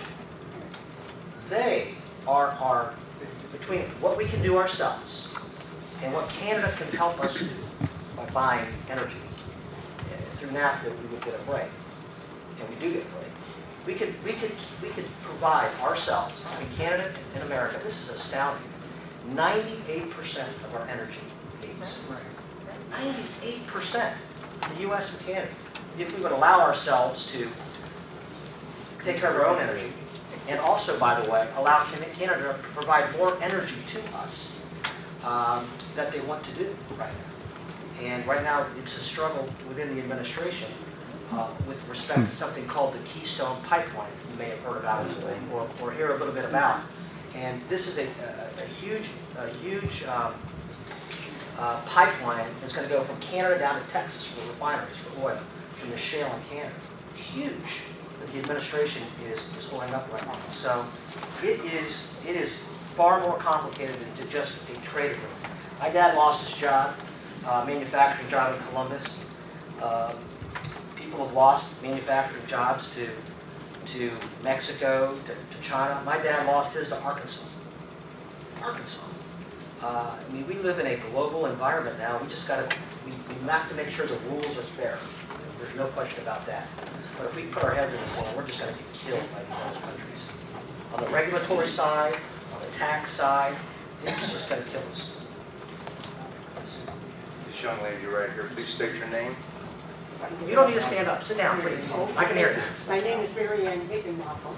First of all, I want to thank you because every time I have petitioned something, you have always returned an email and tried to answer as much You're welcome. as you could. I really appreciate You're it. welcome. I know you get tired of this, but those of us that are still notch babies and never gotten anything out of it, Yeah. if they wait long enough, it won't be necessary. Yeah. But we don't spring chickens. Right. And I'm worried, I guess, not so much because I'm a senior citizen. I'm in pretty good shape. Yeah. But I'm worried about my grandchildren. I'm glad to hear you say that. And I worry that they're going to have such a hard time. Well, that's, as I said at the very beginning, don't send any money to any group that says, hey, send me $10 or $100 and I'm going to fight for your notch years. Well, I did that. Don't ever send that It money. don't do any good. It's a scam. It's a terrible scandal, it's horrible. But anyhow, listen, I would be lying to you if I told you that we were going to fix that. Because it would be like Deborah back there complaining that, you know what, her parents could retire at 65 and she has to retire at 67, and that's not fair. There was a change made way back when, long before I was born, and you guys promised some money that you didn't get. But you're getting more than my dad and mom are getting. So look at it that way, and you're going to get a heck of a lot more than your grandkids are going to get unless we change something, because the system just can't sustain itself. This young lady back here's had her hand up for a while. Could you state your name? I'm please? Elaine Kent from Granville. Could you go back to the previous slide, please? You talked about your solutions. You talked about the flat tax. I'd like Fixed to add. tax code? Fixed tax code. I'd like to add one more thing that you don't hear a lot from DC. I think we need to shrink the federal government for a lot of reasons. Yes. One, the federal government is doing things they should not be doing. Funding NPR, I funding mentioned that Planned earlier. Parenthood, education. Defense. There is an argument for ending the Fed. I mean, the federal government is just way too big. Too many people. It doesn't have processes, you know, embedded in it like we do in private industry, where if, you know, money's tight, we have to, even our homes, you know, we have to pay attention, we have to cut back on what we're doing. The government just, you know, does what they want, they keep growing. The waste, the fraud, you know, it needs to be shown on your pie charts, because that's the first thing you need to tackle. That's the easy thing to tackle, and it might not be popular in DC, but it'll be popular in all the other states. Oh, waste and fraud's easy to tackle. It's the other stuff that's going to be hard to tackle. But I agree with you. It can't be all things to all people. Okay, Nancy Chan. Okay. Tell us your name. Sunday I was at a meeting and a guy was there that's very knowledgeable on the illegal problem in this country. He has friends that are guards down on the border and gets firsthand about what the illegals are doing in this country and how they're flowing in, and the borders are not safe. Contrary to what you hear Obama administrators say, it is not safe down there. You know, and about the anchor babies, he said, I believe in 2007 there was over 400,000 anchor babies born in this country. And we know the problem that is, that they're already a U.S. citizen and get all the benefits and their families does and everything. And he said the government is raising the amount of illegals that can come into the country, and illegals, more illegals. He's saying, he showed a chart, a huge chart of how many illegals are going to be in this country, and the burden it's going to be on our taxpayers down the road for our kids and things to have to put up with. That we know more and more illegals are coming in, and he said, and what they're doing to the cities they live in. They're creating their own Mexicos up here in our country, and how it's going to overwhelm our system. It already is. I feel Obama wants to legalize the illegals to get the vote. And he said that Obama's already got part of the DREAM Act. He's got papers that he can prove on all of this that he was telling us. One thing I don't understand, being the government, or we go after employees that hire illegals. But the government is the biggest problem for illegals because they give them all these benefits. So what are we going to be doing about all these illegals in this country that we are paying for, and they're getting all of the benefits and not paying for them? So I just think the biggest problem is our government. They wouldn't be coming over here if they wasn't getting all these benefits. And it was included on that Dearborn, Michigan. Well, and also another thing I want to ask you about ACORN funding. We know how ACORN is voter fraud top. I've been reading books on voter fraud. Why are we still funding ACORN groups? We're not out of the house. Now, I don't know where you're getting your information from, if the administration is doing some sort of backdoor. You think he's not slipping in money under the Well, I would love to hear where you're hearing it's coming from, because we stopped it in the House appropriations bill. But listen, you got a lot of information there, and you said something about the government raising the cap for illegal immigrants.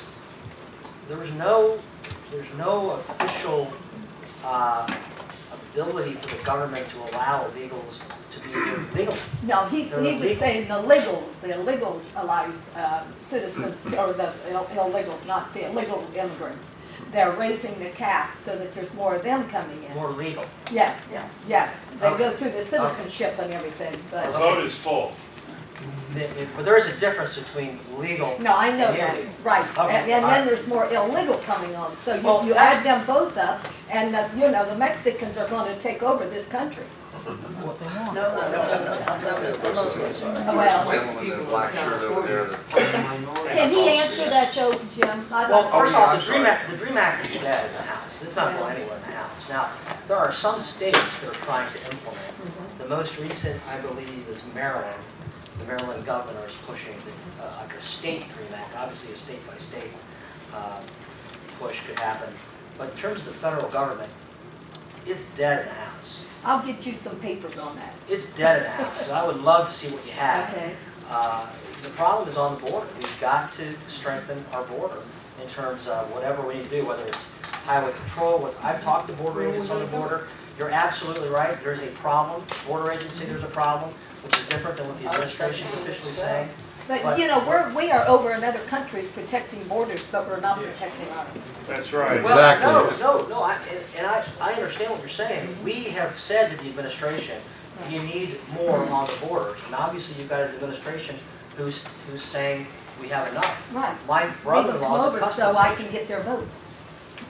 Why is Eric Holder filing suit against, Arizona. the governor of Arizona? It just blows my mind. They just filed it. I'm the wrong person to ask to defend Okay. You promised him. State your name, please. Brad McCullough, I'm from Newark area. It's great to have you here, to have a representative here. We brought up how, I'm not an isolationist by any means, but we've talked about how this is a global economy and how the billions that we spend all over the world, and we end up having economic wars with other countries. But, you know, we're propping up a lot of countries throughout the world, and their governments who are failing all over the place in Europe, you know, Asian market, you know, countries. But yet we are giving them money through either the IMF, World Bank, because they're in dire need of monetary funds, and then they can have cheap labor over there, and then it comes back to bite us in the long run when we're trying to solve our problems here, but we're helping all these governments and foreign entities out there. So how do we rectify that to say, look, you don't need a military over there because we're providing one for you, so you're not spending money on a military. You know, we're helping them out by having a better economy over there, by having our militaries there. We're providing them economic funds. You know, we would be there in a heartbeat if someone called for our help. But we're helping countries all over the world through the bank, World Bank. And I think some of this has to be saying, look, enough's enough. Again, there are three branches of government, and I think the House gets it. I'm forgetting how the United Nations. Again, applause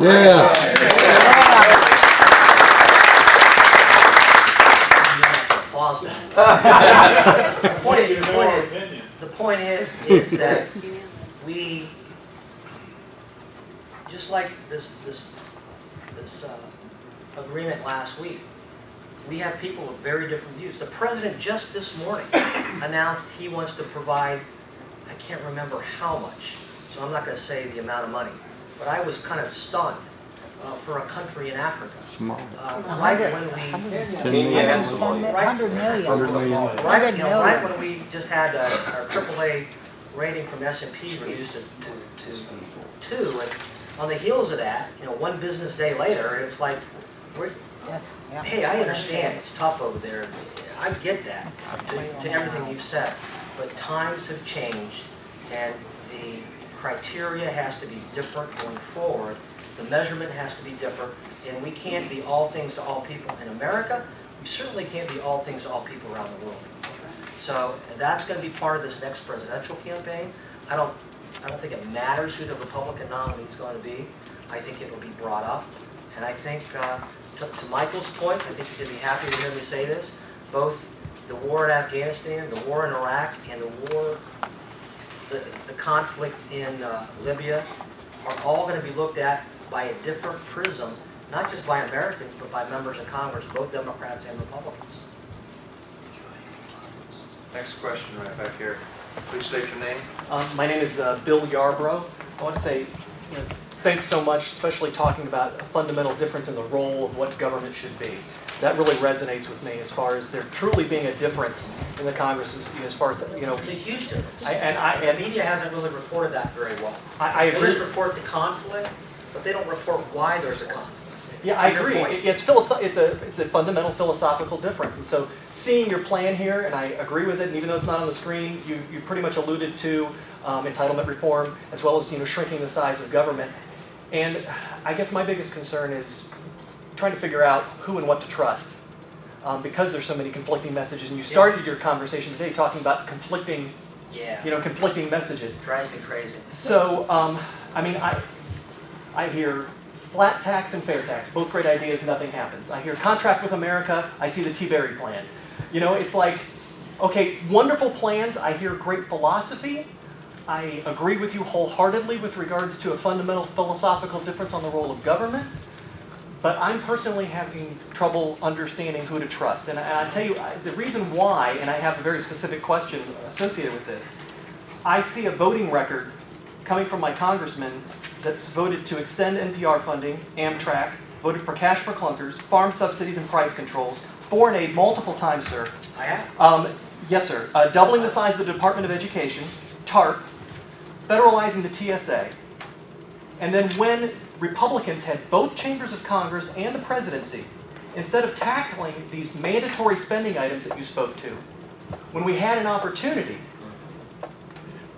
my congressman voted for Medicare Part D, which I'm not going to say is good or bad, but at the same time, there should have been a fundamental change, like you said tonight, only when we had power in the Congress, sir. Right.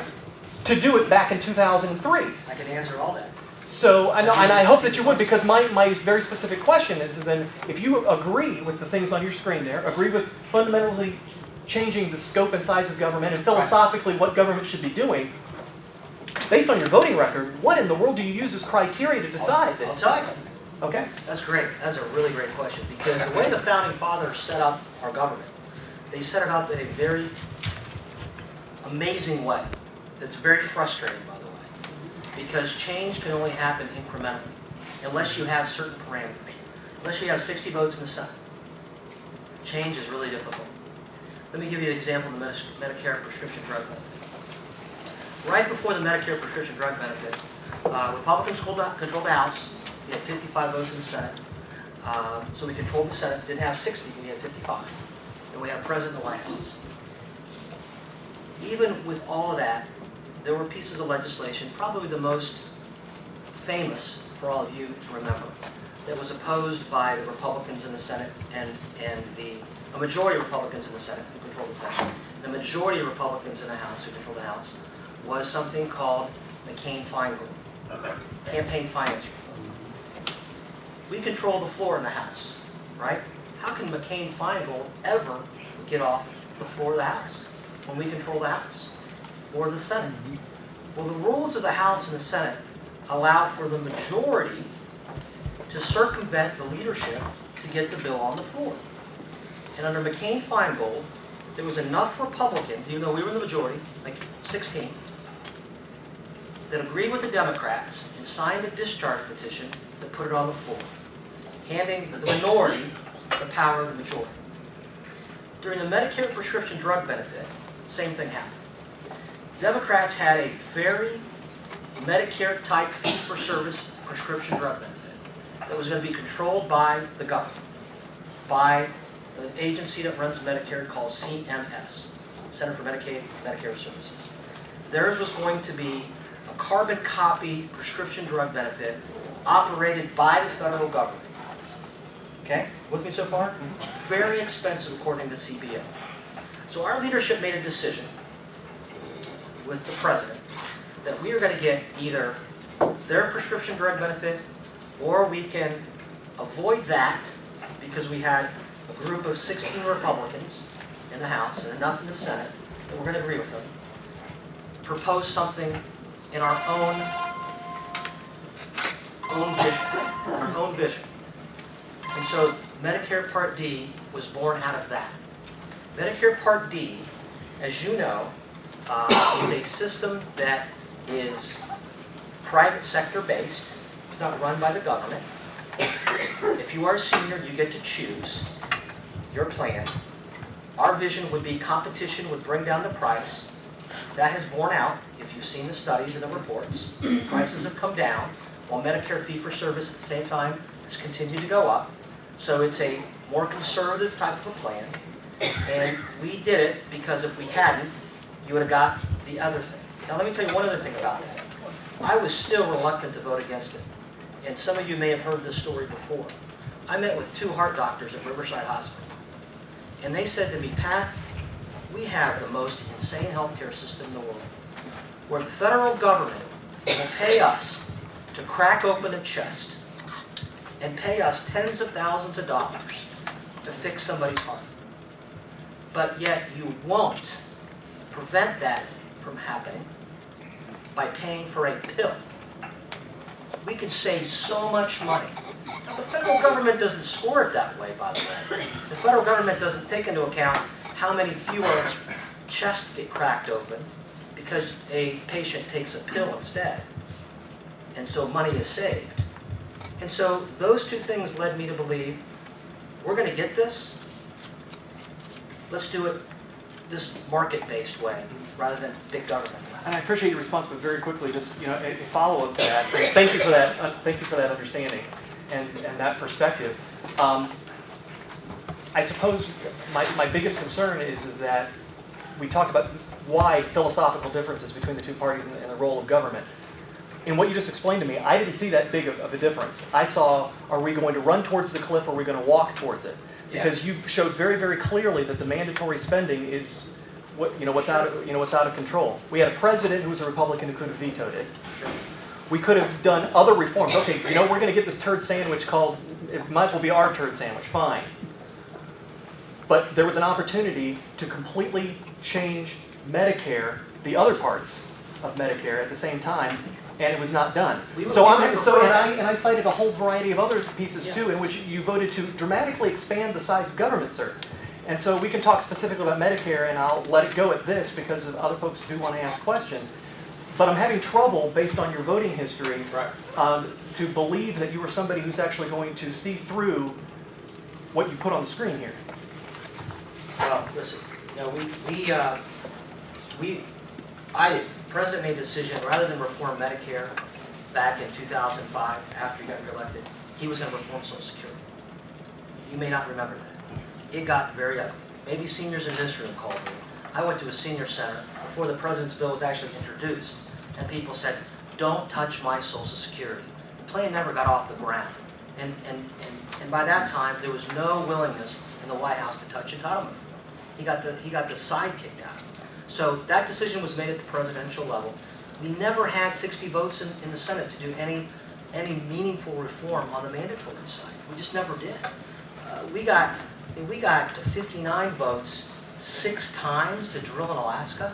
6 times to drill in Alaska. So I didn't set up the system of government. And I believe in government. Some of my colleagues don't. And maybe some of the people in this room don't. There are people that I serve with who'd rather just let it all fall apart. And some of you may believe that. We had a big debate internally in our conference regarding the debt ceiling. And there were a dozen of my colleagues who said, we do not need to raise the debt ceiling. If we default, we default. If we don't pay our bills, so what? You know what? I got constituents who are small business owners. Everyone that I know is a small business owner. They pay their bills. I didn't vote for the stimulus bill. But if somebody here had a contract with the federal government to build a road, and suddenly we're not going to pay them because, by the way, we only, if we shut the government down and not raise the debt ceiling, we're not going to pay 40% of our bills. Now, again, I agree that the spending's out of control. And I guess I'm not pure enough to say, you know what, I don't care what the consequences are. I'm not raising the debt ceiling. I don't care who gets paid and who doesn't get paid. I don't care if a contractor who built a road gets paid or not. I just think you have to govern. People sent us there to govern. I don't see TARP Sir, doubling the size of the sir. Department of Education and Sir. NPR. We have Sir. other people who want to talk, and we've got less than 10 minutes. I can talk to you about TARP, and you didn't take phone calls from a college president here locally who said, if we don't have some influx into this system, we're going to have to close our college down. You'd be stunned who that college president was. You don't hear that, and that's not a. There's two sides of the story. By the way, most of TARP got repaid with interest. J.P. Morgan Chase, they paid us a boatload of interest for the privilege of taking that money, which, by the way, they didn't want to take. They didn't want to take that money, and we made money off of it. We actually made money off of it. Now, I know it's not a popular thing to say. It's not a fundamental role of government. But I understand that. Yet you voted for it. But you know why? Because I saw the economy on the cliff. You didn't hear from the small business owners who had their lines of credit pulled. They didn't do anything wrong. That small business owner didn't do anything wrong. The bank pulled a line of credit because they weren't doing any lines of credit. So it's easy to be a purist. I would love, in my next life, I want to be a radio talk show host. I think I'll do it with Michael, and I think we'd probably get some pretty good ratings, Michael. What do you think? I know we would. Not if it's century, like they do everybody else. Your name, please. Earl Ray, Westonville, Ohio. Thank you. Kind of in your own backyard. Thank you for your service, sir. Thank you for being here tonight and listening to our concerns. If we had more congressmen and more senators who would do that, this country would be in far better shape. My biggest concern is I think a lot of us believe we have an out-of-control administration who is deliberately trying to sabotage this country by destroying the family, destroying our economy, and circumventing the Constitution. All the laws in this country are supposed to go through Congress. Instead, we have an out-of-control administration that circumvents the Congress and passes regulations to regulate the economy, to regulate business, to superimpose their will against the people. If you're familiar with Marbury versus Madison, 1803, the law states, all laws repugnant to the Constitution are null and void. Why don't we have some congressmen and senators standing up for this country and challenging these corrupt officials?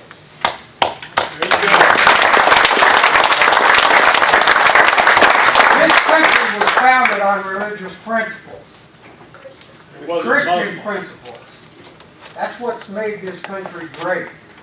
And I'd like to sum it up by saying this. People who are not governed by God will be ruled by tyrants. That's right. That's Let me just respond real quick. Okay. The Congress has, in the last 7 months, now remember, Nancy Pelosi was Speaker until January 3rd. So the last 7 months we have tried. There's obviously a lot going on, a lot of competing media stories. We have passed bills in the House challenging regulatory issues that a number of the different agencies have tried to impose. In fact, there's a radio commercial that's going to start against me this week by a liberal environmental group because I voted on a bill that challenges some of the environmental rules of the Obama administration, which we believe is legislating from an administrative point of view. So we're doing that, but the problem is to be president and to have the administration and to have one branch of the legislature really empowers you. So the next election is about not only the White House, but the White House or the Senate. My name is Don Seibert. I would get up, but I'm a little Sit down. unable to. This gentleman touched very seriously on an excellent point, and that is what is happening through the executive branch of our government. If we want to control of the regulatory system as you set up there. We gotta get rid of Cass Sunstein and get him out of there.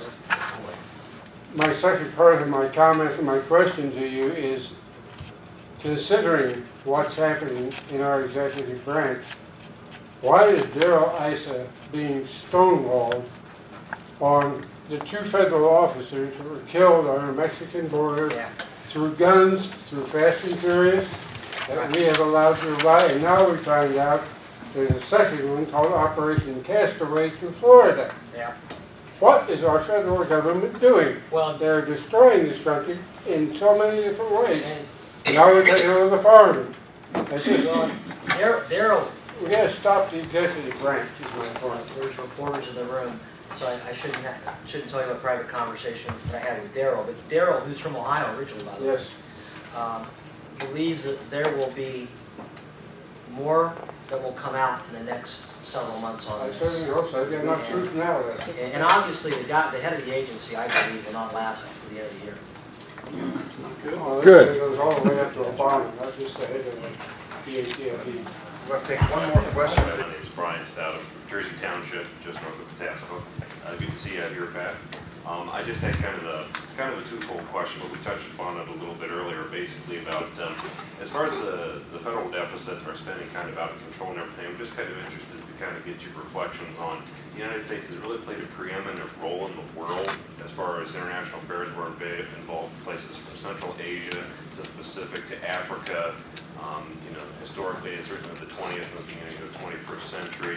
Foreign aid's been touched upon here as well. So that's something that a lot of people think needs to be discontinued, where some people think we need to support democracy movements in, say, Ukraine or Africa, things of that nature.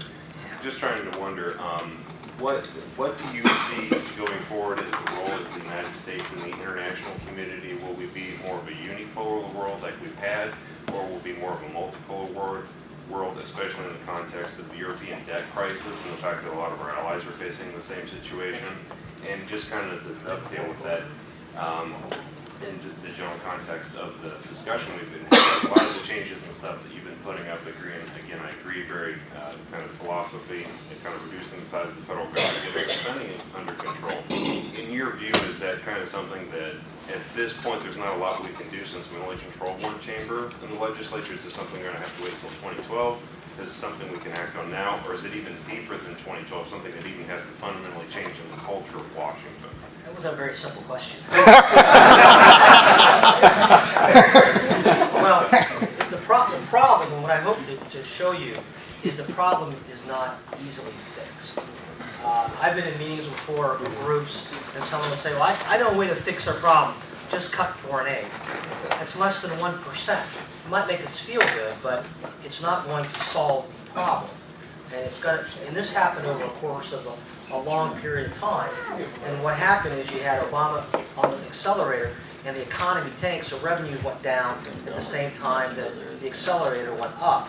And to put it in perspective, the last year of Senator Rob Portman, the last year when he was budget director, with the Medicare prescription drug benefit into effect, with 2 wars, with the TSA, I can explain all those, by the way.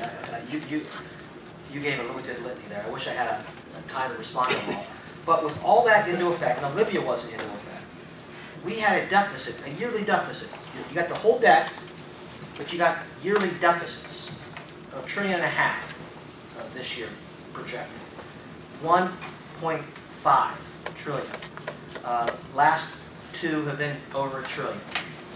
Rob Portman's last year, which is the last year we were in the majority, in 2006, our budget deficit that year in the red was $165 billion. Still too much. Don't get me wrong. Still too much. $165 billion, too much. But $165 billion from the last year that we were in control to today, the last 3 years actually, $1 trillion. And nothing has changed except for a lot of stimulus spending. Well, I don't want to go down that road. To your question. This is tough because Brian makes a point, and it was part of the Bush doctrine, by the way, that Michael didn't like, that Brian brought up with respect to not just Afghanistan and Iraq, but also Eastern Europe. There was success in Eastern Europe, not so much yet in the Middle East or in Afghanistan. And in Eastern Europe, you have those Soviet bloc countries now that are in many ways much more free and have much more liberty than old Europe. Donald Rumsfeld used to say New Europe versus Old Europe being Western Europe, New Europe being the ones that just became free. And what's happening there is pretty amazing. And that was, if you all remember, and most of you are going to, really came out of Ronald Reagan and his vision of the world, to your point.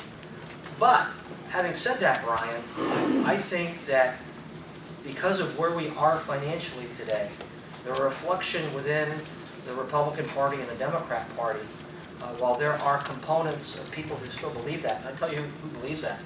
We had a meeting with Leon Panetta recently, who is giving us all sorts of really good reasons as to why we should not cut off foreign aid to Pakistan. Now I got to tell you, that's really hard to swallow after watching what Pakistan has done. But he did give good intellectual reasons as to why that was a bad thing for us to do, kind of foolhardy for us to do over the course of a 10-year period. And so, again, things look pretty simple on the outside. They tend to become a little bit more complicated when you get more information. But having said that, I think because of our debt and deficit, the way that we look at those issues with respect to wars, to conflicts, to weapon systems, to foreign aid, are all going to change, at least in the near term. Do you want to take this question? First of all, Dwayne Flowers, I'm a small business owner. I'm also a mayor of a small community here in Lincoln County.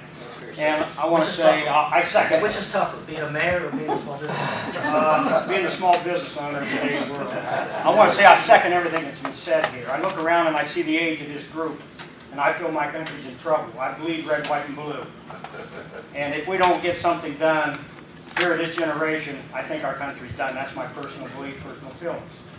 You said you passed the stimulus because you wanted to make sure small businesses got paid. Not stimulus. I voted against the stimulus. Okay, the TARP or whatever. That was one of the reasons. Okay. I'm small business. I've been hit twice extra this year by the IRS. My wife can verify it. She just took money out of the savings again today so we can pay them again. They don't want to talk to you. You pay it now, we'll appeal it, and we'll look at it later. So we can try to help you with that. In the same sense, HUD has owed me money for 7 weeks. You can't get it because nobody wants to talk to you, so I'll probably talk to you about that. We can try to help you with that too. You came to the right place. The community that I'm mayor of, we pay millions and millions of dollars to the federal government every year.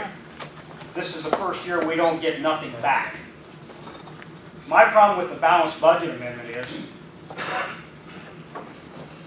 I don't think we need, and this, I don't think we need it basically because our money system is all screwed up too. We send in $6 million a year to the federal government. The only way we can get any money back is through earmarks, which nobody wants anymore. They don't understand what an earmark does to the local community. We do get some money through the CDBG grants, the Community Block Development grants. This year we got $88,000. We have to take that and bid that out to prevailing wage. So we're doing an $88,000 project that could have probably been done locally for $25,000, but because of all the rules and regulations, the money just gets wasted. I don't know if your committee is responsible for looking into those things or not. I'd like to talk to you more about that. But that needs to look into. Also, I know that you have stood side by side with Ron Paul on some issues. I really believe that the problem is not a balanced budget. It's not the IRS. The problem is the Federal Reserve System. If we do not get rid of that beast that's sucking the blood out of the American people, it doesn't matter what you guys do and what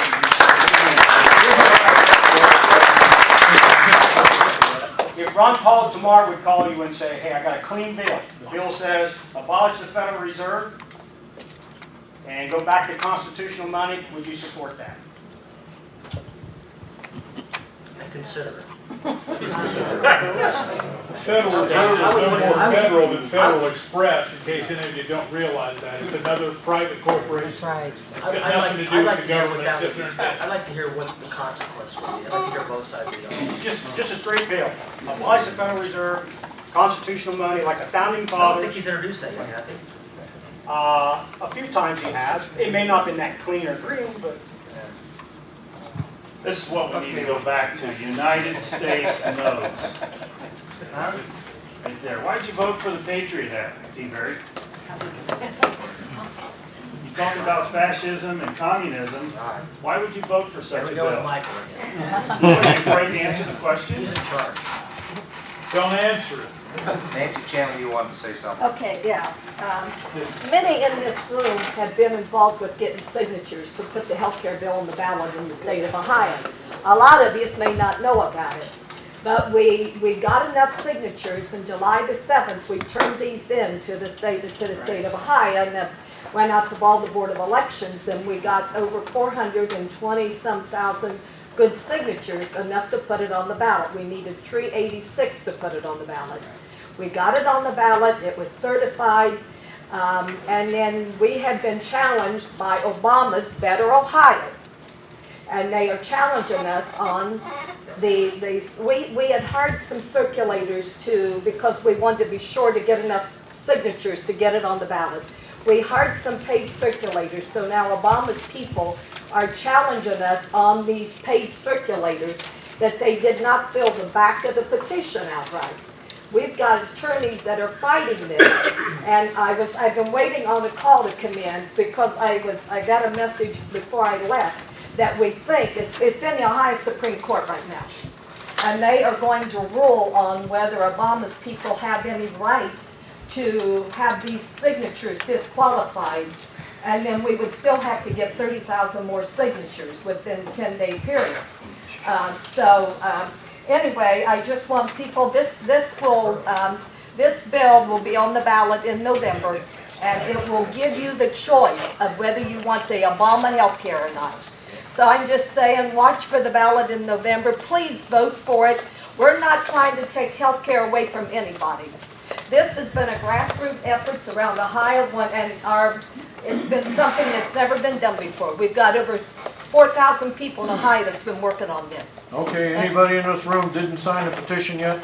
I did. You haven't? Come on down. Come on down and sit. Oh my God. I did. Thank you. So we are going to get this on the ballot. We just ask you all to vote for it. Talk about it to your friends and everything, and be there to vote for it. It will give you the choice of whether you want the Obamacare. That's all it does. And we also need you to vote for the SB 5. Thank you. Go ahead, that's what I was. Joanne? Joanne Whiblin, Licking County. I've been teaching the Constitution to a Tea Party group for a couple months, and I've taught it before, over the last couple of years. And when I first read the book that we're teaching from, I was amazed at not only what's in the Constitution, but what was behind the people who wrote the Constitution, what their thinking was. And I am constantly amazed at how many things I hear in the news and hear politicians say that aren't constitutional. Yes. That's right. And I can't believe, especially on the financial stuff, how far away we are from their intention. And all the problems we're having now, had we stuck to what they wanted, we wouldn't be here. So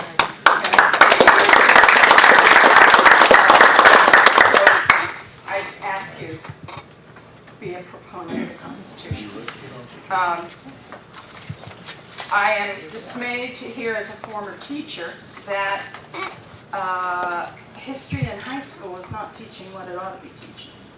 It's not teaching George Washington. It's not teaching the Constitution. It's not teaching government. I don't know what they're teaching because they have this classroom. They have this classroom with government on the door, but people come out not knowing it. I don't know why. Not on accident. I think I agree. I also am concerned about the Federal Reserve, whoever said that. Dwayne, it ain't federal. Okay? And I understand it's controlled by foreign bankers. I don't know if that's true, but that's what I heard. That scares me. It scares me that we are owned lock, stock, and barrel by China. That scares me to death. As far as illegal immigrants, I taught English to speakers of other languages for 5 years. And I have some pretty strong feelings about it.